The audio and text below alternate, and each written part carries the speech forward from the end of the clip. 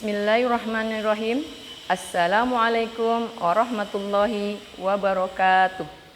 Alhamdulillah, innal hamdalillahi nahmaduhu wa nasta'inuhu wa nastaghfiruh wa na'udzu billahi min syururi anfusina wa min sayyiati a'malina. May yahdihillahu fala mudhillalah wa may yudlilhu fala hadiyalah. Asyhadu an la ilaha illallah wahdahu la syarikalah wa asyhadu anna Muhammadan abduhu wa rasuluh. Allahumma salli ala Muhammad wa ala ali Muhammad. Segala pujanya milik Allah, Rabb semesta alam, karena pada kesempatan kali ini kita masih diberikan oleh Allah Subhanahu wa taala kekuatan dan keimanan untuk tetap menjalankan ibadah Ramadan kita yang sudah berada di hari yang ke-28. Semoga Allah menerima amal-amal kita dan memberikan keberkahan bulan Ramadan, terlebih lagi keberkahan malam Lailatul Qadar. Selawat serta salam semoga tetap tercurah kepada qudwah hasanah kita Nabiullah Muhammad SAW, tempat kita mengambil contoh, termasuk contoh dalam mendidik anak-anak kita. Contoh yang terbaik yang disampaikan oleh Rasulullah SAW yang menjadi teladan kita. Semoga selawat serta salam juga sampai kepada keluarga beliau, sahabatnya, dan seluruh pengikutnya hingga akhir zaman. Dan semoga tidak termasuk orang-orang yang kemudian senantiasa berusaha untuk mengikuti risalah beliau dalam kehidupan pribadi kita, berkeluarga dan bermasyarakat serta bernegara.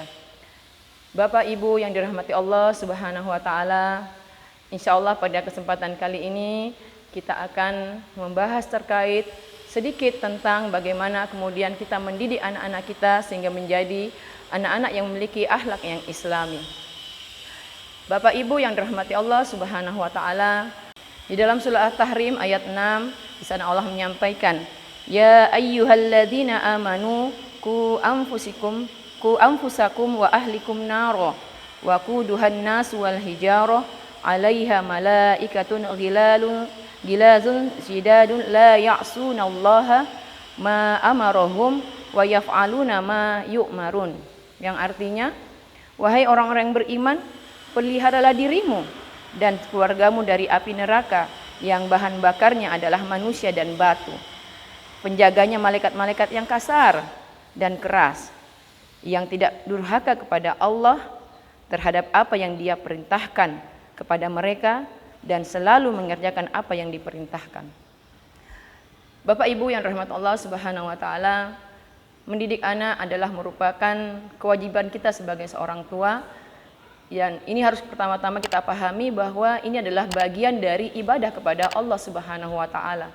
Jadi kita pahami yang pertama adalah bahwa mendidik anak adalah ibadah di sisi Allah Subhanahu wa taala sebagaimana yang difirmankan Allah dalam surah Az-Zariyat ayat 56, wa ma khalaqtul jinna wal insa illa liya'budun. Tidaklah kuciptakan jin dan manusia kecuali untuk beribadah kepadaku. Dan termasuk mendidik anak adalah merupakan bagian dari ibadah kepada Allah Subhanahu wa taala. Maka kemudian dalam melaksanakan ibadah mendidik ini, kita pun juga harus mencontoh sebagaimana yang Rasulullah lakukan kepada anak-anak beliau dan kepada para sahabat. Yang kedua adalah bagaimana kemudian kita mendidik anak-anak kita. Yang harus kita pahami adalah ibda bin nafsi. Kita mulai dari diri kita sendiri, sebagaimana saya sampaikan tadi dalam surah Tahrim ayat 6, bahwa jagalah dirimu dan keluargamu dari api neraka. Yang diperintahkan pertama kali untuk menjaga diri kita dari neraka adalah diri kita. Maka segala sesuatunya harus diawali dari diri kita. Dalam hal ini berarti kita harus menjadikan contoh atau teladan yang baik bagi anak-anak kita, sehingga kemudian mereka bisa melihat profil-profil atau contoh yang teladan yang baik yang ada dalam sekitar mereka. Yang ketiga adalah doa. Jadi sebelum mempunyai, bahkan doa ini pun juga adalah kita lakukan, ya, kita panjatkan kepada Allah agar kemudian kita mendapatkan anak yang soleh dan soleha atau anak yang baik itu bahkan sebelum kita mempunyai istri dan anak, begitu. Karena Masya Allah dicontohkan oleh para salafus soleh dan para nabi dan rasul juga mencontohkan bagaimana kemudian Nabi Ibrahim berdoa agar kemudian diberikan keturunan yang baik, Nabi Zakaria dan ada yang dari bukan golongan Nabi, yaitu adalah Ali Imran gitu yang berdoa agar kemudian diberikan keturunan yang baik, maka kemudian lahirlah dari mereka adalah orang-orang yang solih dan solihah yang akan kemudian memiliki kepribadian yang islami begitu. Karena berkat doa-doa yang kita lantunkan, kita berharap agar kemudian Allah memberikan keberkahan. Karena subhanallah, ketika keberkahan itu jatuhnya kepada harta misalnya, maka dia akan berkah walaupun itu tidak terlalu banyak begitu, tapi kita akan merasa cukup. Dan juga ketika keberkahan itu jatuhnya kepada anak, maka dia akan menjadi anak-anak yang memberikan kepada kita qurrata a'yun dan sebagainya. Yang keempat, Bapak Ibu yang dirahmati Allah Subhanahu wa taala, adalah bahwa mendidik anak haruslah berbekal dengan ilmu, dan tentunya bukan hanya ilmu tapi juga dengan amal. Artinya ada konsep dan praktek. Karena amal dan ilmu dan amal ini merupakan seperti sepasang kaki yang berjalan. Dia tidak akan bisa berjalan kalau hanya satu kaki saja, maka dia akan pincang begitu. Maka mendidik anak harus dengan dasar ilmu dan amal. Sebagaimana kemudian Rasulullah SAW juga mencontohkan bahwa dengan dakwah yang beliau sampaikan itu lebih cepat diterima oleh para mutarobinya atau para sahabat, adalah karena dicontohkan langsung oleh Rasulullah SAW. Orang tua merupakan toladan yang terdekat yang ada di sekitar anak-anak, maka sepantasnya kemudian kita menjadi teladan yang baik bagi anak-anak kita. Misalnya gitu ya, dalam hal-hal makan gitu ya, kadang makan ya, kita masih suka sepele gitu ya, makan dengan tangan kiri, padahal sunnahnya adalah kita diajarkan oleh Rasulullah makan dan minumlah dengan tangan kanan.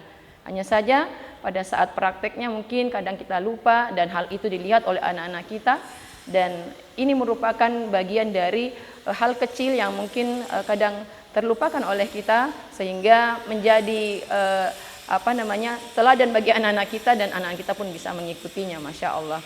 Dan begitu juga dengan amalan-amalan yang lainnya.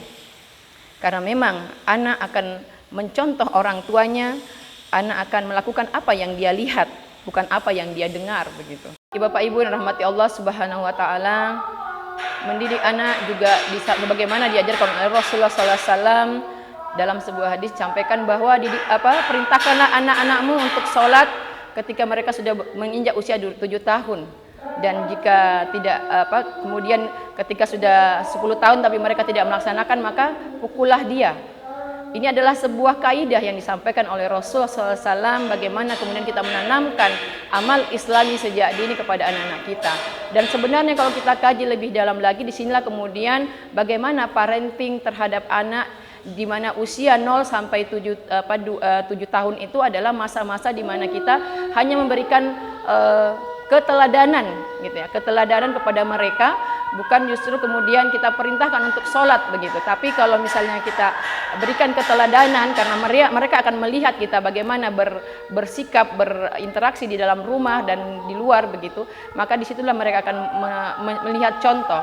Kemudian fase 7 tahun kemudian sampai 10 tahun ini adalah di mana kemudian indera untuk memilah-milah itu sudah mulai tumbuh dalam pribadi anak, sehingga kemudian bisa diperintahkan kepada mereka untuk melaksanakan sholat begitu. Dan memerintahkan mereka sholat dalam hal ini itu dilakukan sejak usia 7 tahun sampai 10 tahun gitu ya, yang kita perintahkan tanpa dipukul. Nah, ketika sudah masuk usia 10 tahun maka sudah bisa diberikan sebuah punishment atau hukuman, yang tentunya hukuman ini tidak kemudian memberatkan anak, tapi dalam rangka memberikan sebuah pendidikan atau memberikan sebuah